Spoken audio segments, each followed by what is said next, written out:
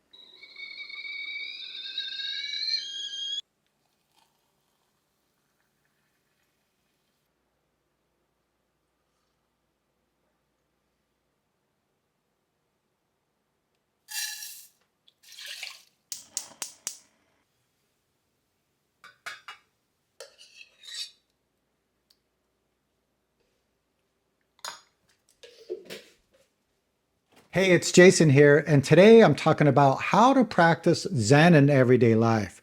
Now, this term, Zen in everyday life, there's a lot of ideas about this. It's been talked about way too much. But what does that really mean, Zen in everyday life? The first thing I'd have to say is Zen is everyday life. But then a question arises, then what is everyday life? We have lots of ideas about our lives. Maybe we think, I'm a doctor, or I'm a school teacher, I'm a Zen teacher, I'm a student, I'm a mother, I'm a father, I'm a child. Usually when we think about life, it's just our idea about what life is. But if we look at the truth and let go our idea about everyday life, let all of it go, then we just have this moment. This moment is our life. Often in Zen teaching, you will hear about Zazen, or sitting meditation, being the foundation of our Zen practice. In my last video, I talked about how deep is your Zen practice? This all came up with the interview I had with Meito Moroshi. And I got a lot of responses about practice. And do I really have to live in a Zen center or do long retreats? So that's why I'm making this video. So I'm going to talk about sitting meditation and how to keep this meditation practice in different activities. So already this morning, I did a little bit of work. I did some practice and I made the kids breakfast. Kendra is off taking the kids to school. And I want to share with you my calendar for today. So today is Tuesday, September 26th. And if you look at my schedule here for today, 5 a.m. emails and planning, 5:30 morning practice, 7 a.m. wake up the kids and make them breakfast, 8 a.m. work or emails, 9 a.m. today we got to go grocery shopping. I have a one-on-one session at 11. We'll try to eat lunch at noon. Then at 2 we'll pick up the kids. I got to help Miles with this homework when I get back, and then start on cooking dinner. And this evening I have interviews for Appreicate Zen Center, and then I have to put the kids to bed. Every morning when I take a look at my schedule, I get a little bit overwhelmed. Now, sure, many people have this kind of experience, right? We look at all of the things we have to do, and it almost seems impossible. But that's why I'm making this video. It is really important to just take care of this moment. We spend most of our time thinking about the future or past, worrying about all of the things we have to do, and it creates a lot of stress.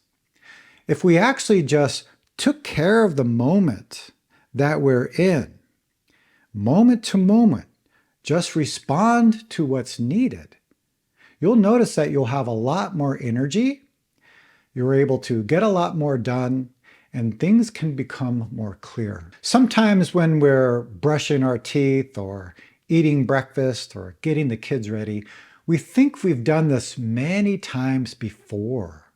But the mind we bring into this moment is called a don't know mind. And what that means is when you're brushing your teeth, you've never brushed your teeth before.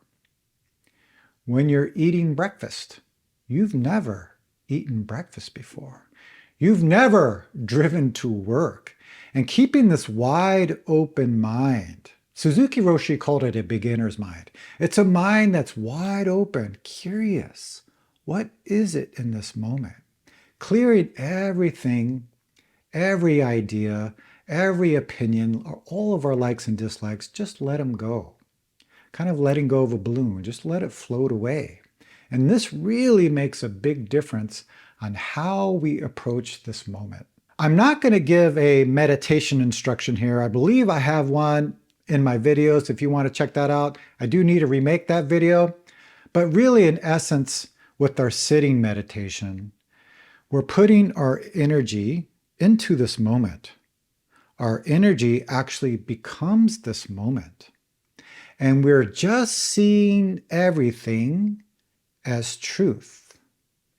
The cars driving by is the truth.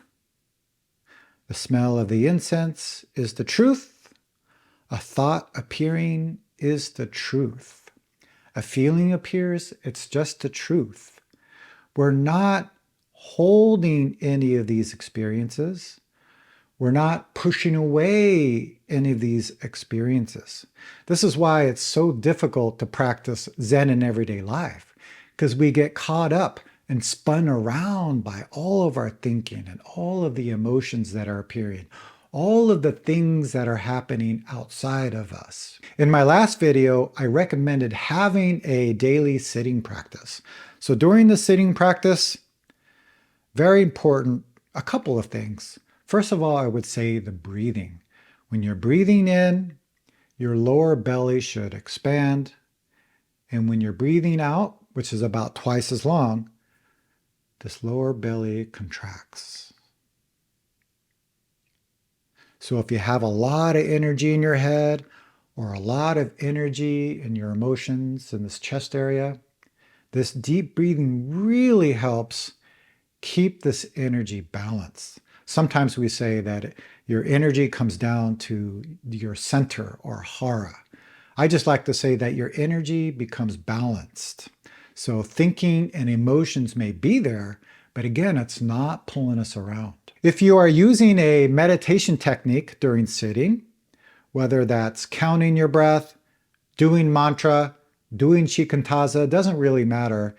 We are using that technique to keep us anchored in the moment. We have our deep breathing, we have our meditation technique, and we are letting our mind become this moment, not being pulled around whatever is happening inside, not being pulled around whatever is happening outside of us. In fact, inside and outside are not separate. Okay, let's get up off this cushion and continue this meditation practice.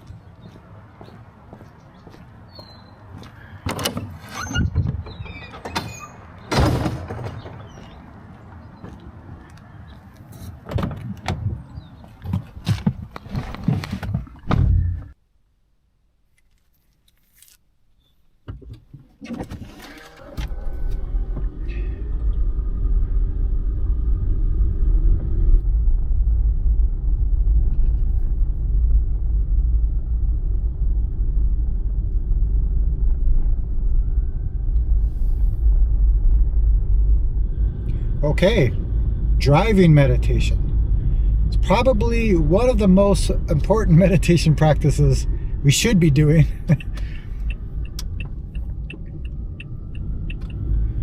I notice this is sometimes a challenging practice for me.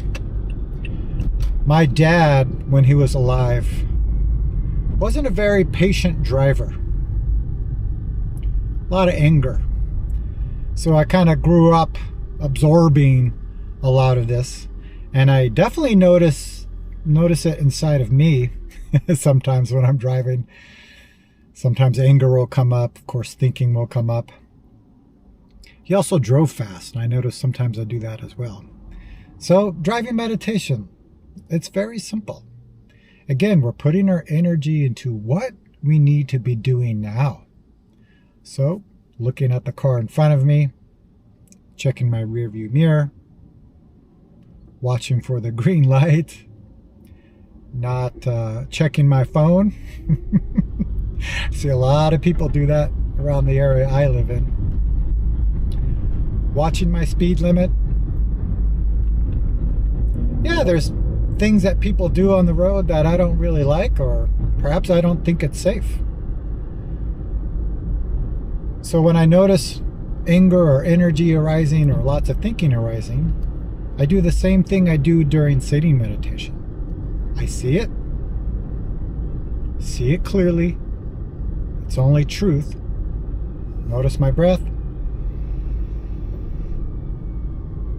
Watching the cars in front of me, looking in my rearview mirror, watching my speed limit.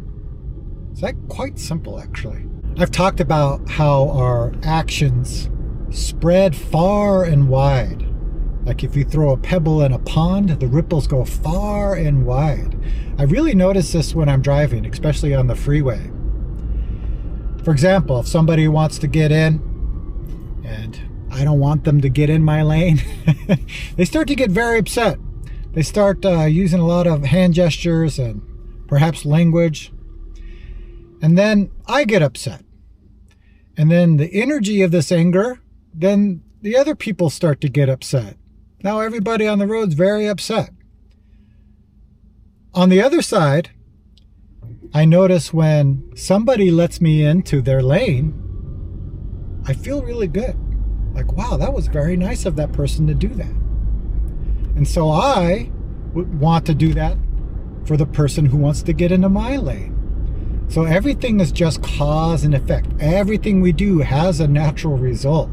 So this is a very wonderful practice. So I'm going to continue watching the road, and let's check in when we get to the store.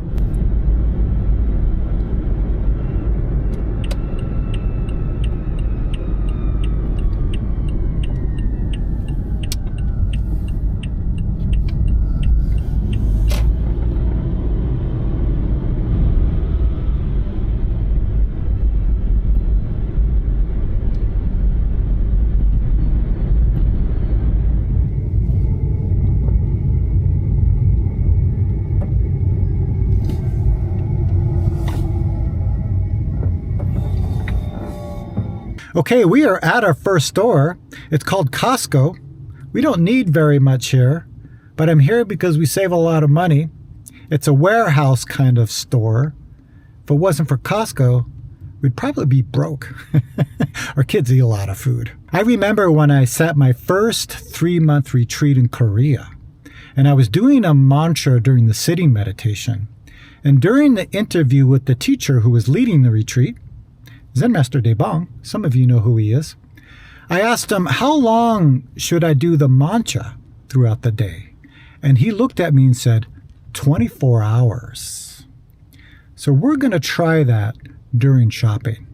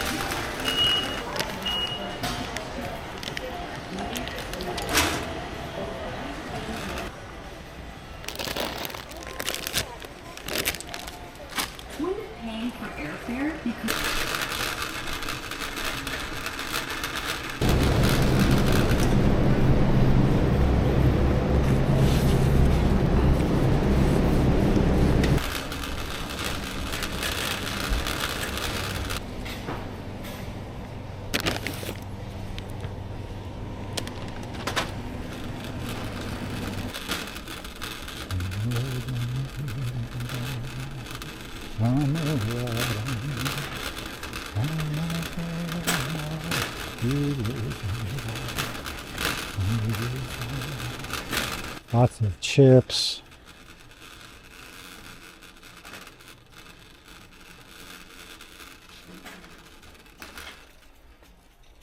Cookies. Junk food. Sometimes desire can appear strongly in a place like this. So I remember, oh, what am I doing here? Oh, shopping.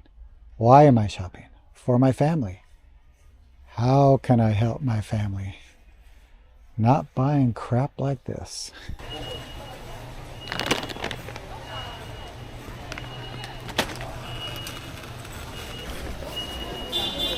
$11, $69, $12, $49, $8, $89.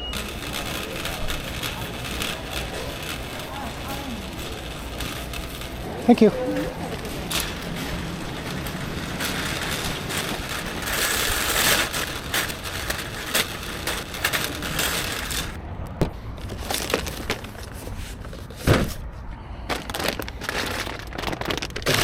Okay, shopping is done at this store. One thing I like to do is not just roam around in the store and look at a bunch of things.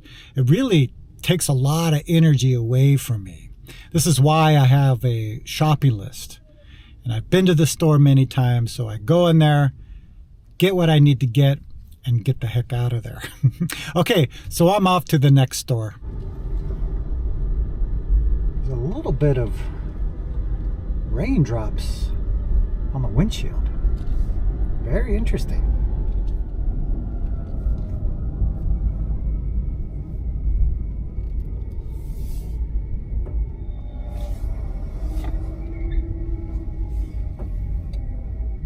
Okay, we made it through all that traffic. We're here at the second store. I'm just going to get what I need and get out of here.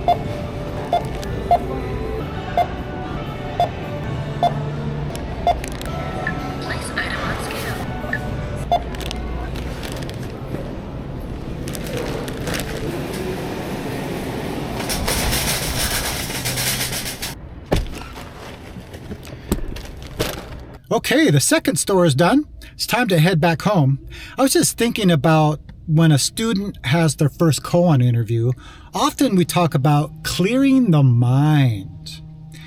We will use the analogy of a calculator.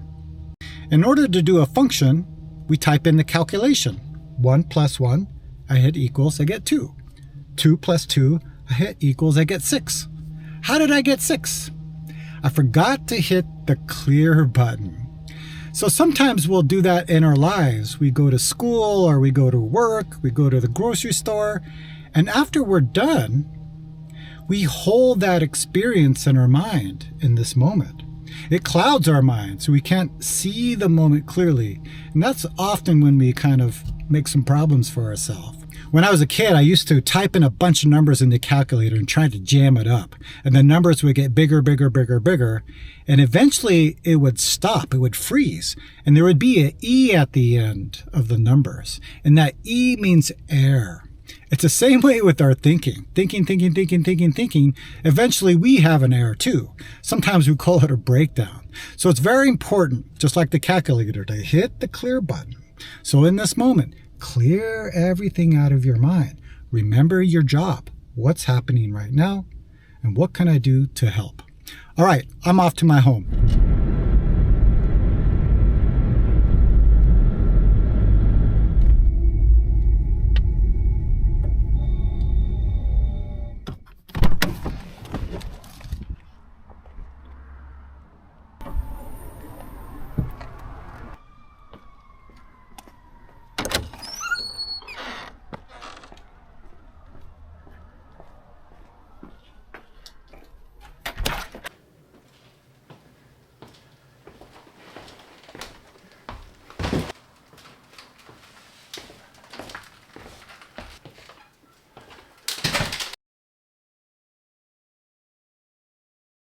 Okay, here in the office, getting ready for my one-on-one session.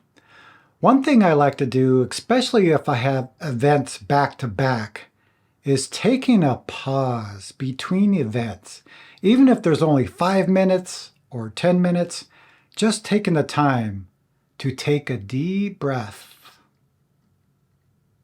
Hitting the clear button really resets everything so I'm more engaged when I'm meeting somebody. Another thing I like to do is when I enter a meeting is to approach the meeting with a don't know mind. A mind that's very wide open. Again, very curious.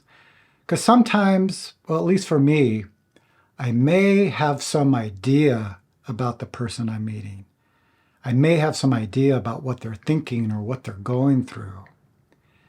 And when I do this, it just creates a disconnection between me and them. It really clouds my view of what's really happening in this moment. So taking that time to reset, approaching the meeting with an open mind, a don't know mind, then I feel that there's a connection and things are more spontaneous and intuitive. So that's something I really highly recommend. You don't need much time to do it because remember, the only time we can do this, that means the only time we can wake up, the only time we can be clear is only this moment. So I'm going to get on this call and I'll check back with you in a little bit. Okay, interview is done. Now it's time to eat. I was just thinking about some things that we usually don't talk about when we're talking about Zen meditation practice, is how to take care of our body. I could make some videos about that. Let me know if you're interested. But one thing I notice is if we're not eating well, or if we're not getting enough sleep or rest, our mind is not very clear. I think it's important to understand that our mind and body are not separate. So whatever we do with our mind affects our body. Whatever we do to our body affects our mind. One thing I recommend is eating healthy. Now, I'm not going to preach about this because one thing is everybody's different. Everybody responds to different things. One thing I do that's really helpful is fasting. I usually don't eat on Mondays. I'll start fasting around Sunday at 6 p.m. and then have my first meal on Tuesday around 12 p.m., which is now. During the rest of the week, I usually don't eat breakfast. I may have 1 to 2 meals depending on the situation. The weekends are a little bit more open, more flexible. This really gives me a lot of energy. And when we talk about having energy or being healthy, we're talking about how we can use this energy to help this world. In our temple rules that we read before retreats, there's a line about food, and it says something like, don't attach to your likes and dislikes. Only eat to support your practice. It's a very interesting line. We eat to get energy, and we use that energy to take care of this moment. Usually if I eat lunch, I usually have a couple of eggs and avocado and some kimchi. But Kendra made lasagna the other night, so I'm going to dig into that.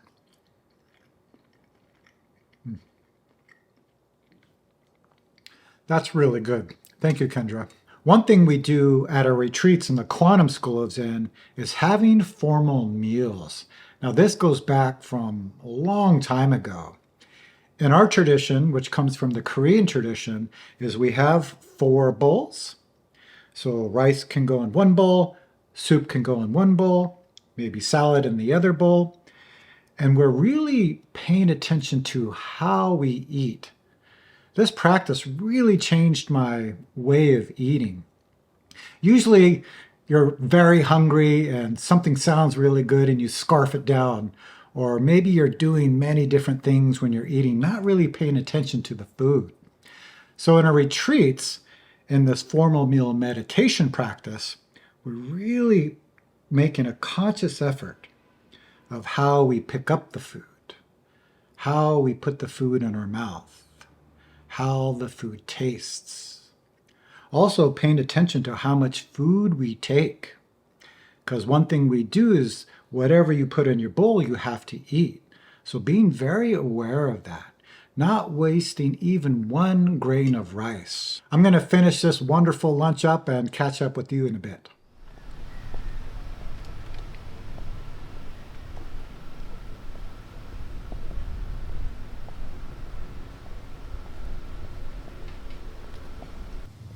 Wow, the sun came out and it's very bright right now. Another form that you'll see at many Zen centers and monasteries is walking meditation.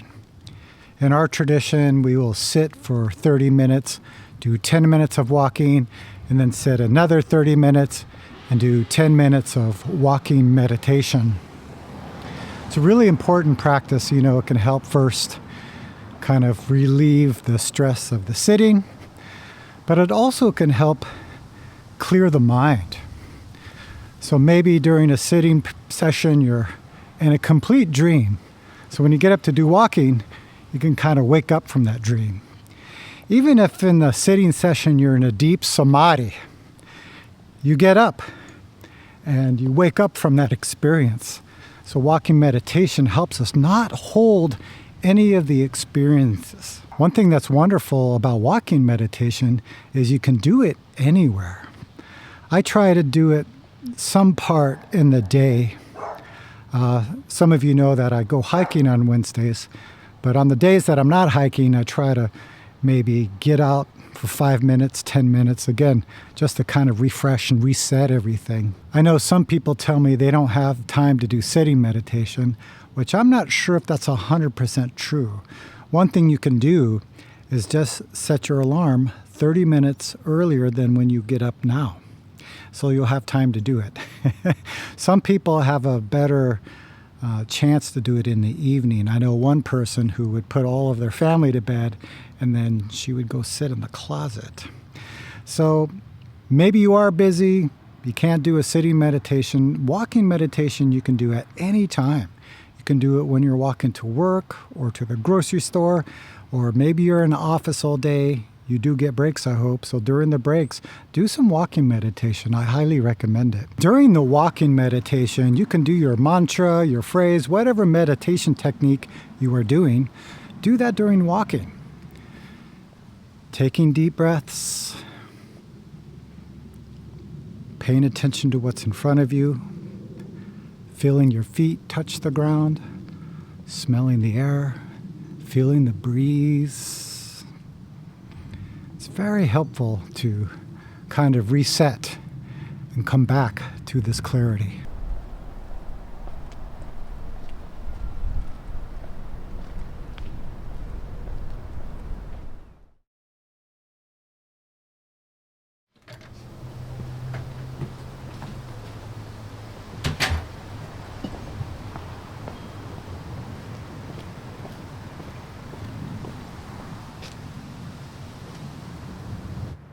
Well, the car's not here.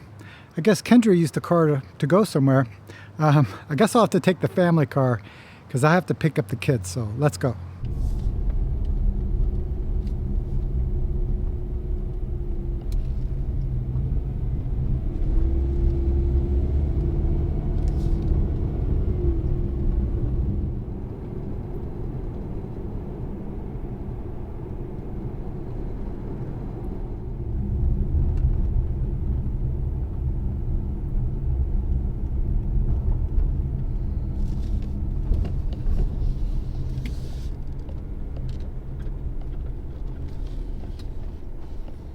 Okay, let's get these little turkeys.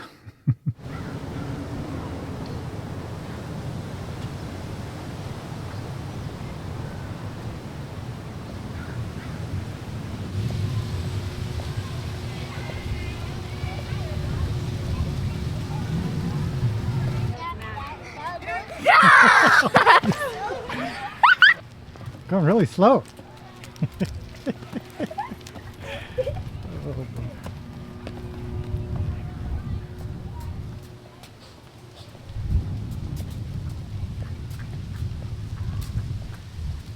I'm coming to get you.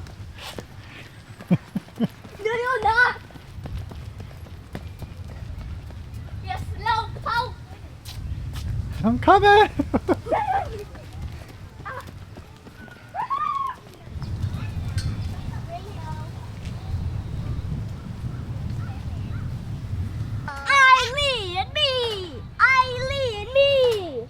Okay, so my daughter's playing at the park. We're just waiting for my son.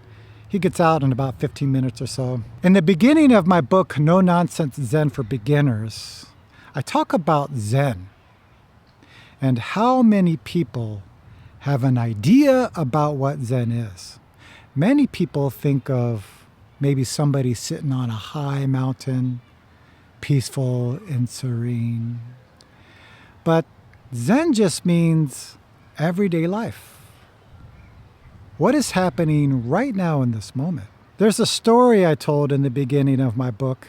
It was actually the very first story that I've told in a Dharma talk. And it was from a comic strip. And it was a man driving his car. There was no words in this comic, just a picture of this man driving. Then it showed the thought bubbles. So as he was driving, he was thinking of work. The next picture shows him at work, at the computer. All he can think about was vacation. And finally, he's on vacation, he's lying on the beach, drinking a margarita, but all he could think about was home. Then the last picture, it shows him at home, and it looks like his kids are asking for help. But all he can think about is work. Does that sound familiar? I think all of us have this experience. So Zen just means waking up from the dream. If you're driving your car and you find yourself in a dream, if you stay in that dream, maybe if you're lucky, you miss your exit. If you're not so lucky, maybe you hit the car in front of you. But practice means wake up from the dream. The dream's not a problem, just don't hold it. Come back to driving. And when you're at school or work, your mind will naturally drift. Just wake up. Don't hold it. Come back to what you are doing. If you're on vacation, on the beach, drinking a margarita, enjoy it. Don't hold the experience. Many people, when they go back home after vacation, they're holding that vacation experience. But wake up from the dream. And if a family member or friend approaches you, just listen, just perceive, just connect. That is true Zen practice. Okay, so I'm going to go back and see if my son is here, and we'll get going back home.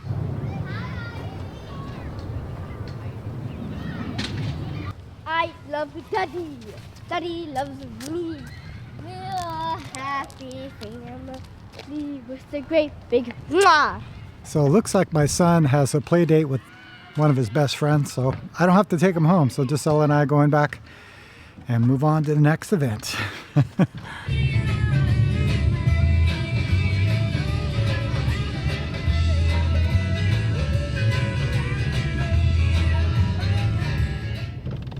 Yeah, that's a dinosaur.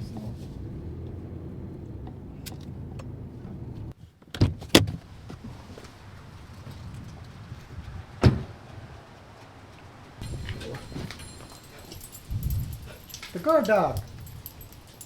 You mean attack a dog? I mean love attack. Hey, Chicky.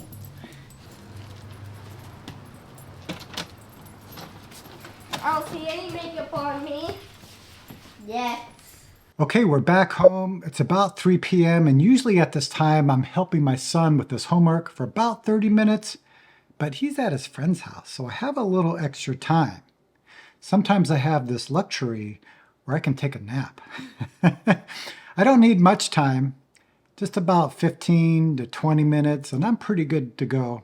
This is how I am able to wake up early and do all of these things sometimes. But especially this evening, I have to give interviews for Empty Gate Zen Center. So I want to have energy to be present with everyone. I usually don't do Dharma-related things on the evenings, but today I'm filling in for Zen Master Bong Song. So I think a nap would be helpful here. So I'm going to go ahead and do that and catch up with you pretty soon. Well, okay, I just had a nap. I feel really great now. My wife just texted me and said that she's not that hungry. She went out to lunch. It was a business lunch. So it doesn't look like I have to make dinner tonight. So I think I'm going to play. I wonder who I could play with. Me. All right, what are we going to play? First, I want to show you something a little bit scary. But you gotta get closer for it to be even more a little bit scary. We're not going too far. We're still Okay. going to be in the cul-de-sac. And look at Ah! those! Oh my God. Look at them from this side. They look like regular people, right? Wow, look at the big skeleton there. They look Oh my like, God. Look, turned around, and it was the clown with a knife Oh my gosh. and a gun trying to kill you. And now let's play. What do you want to play? Me on the trap, he's going nuts. So it looks like people are getting ready for Halloween here. Our cul-de-sac here. People love Halloween, so Of course, the kids are very excited. they have free candy, and if they don't give you candy, you get to play a trick on them. Wait, if they don't give you candy, you play it, they play it, what? You What? play a trick on them if they don't give you candy. Oh. That's the rules. What a great breeze today. So get ran over by a car. Fresh air. Foot in, and then.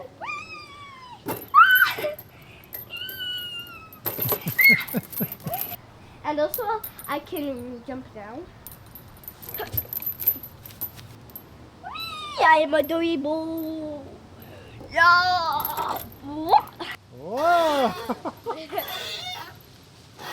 Hello. Hello. Hello. Hello. Hello. Hello. I do have to say that I usually like structure, but I also appreciate when things change and maybe don't go the way I was expecting. I try to take advantage of those moments. There's a little less than 1 hour before I give koan interviews for Appreicate Zen Center. I'm just looking through this book here, The Whole World is a Single Flower. It's 365 koans for everyday life. So I'm looking for some content for people this evening. Is there something back there?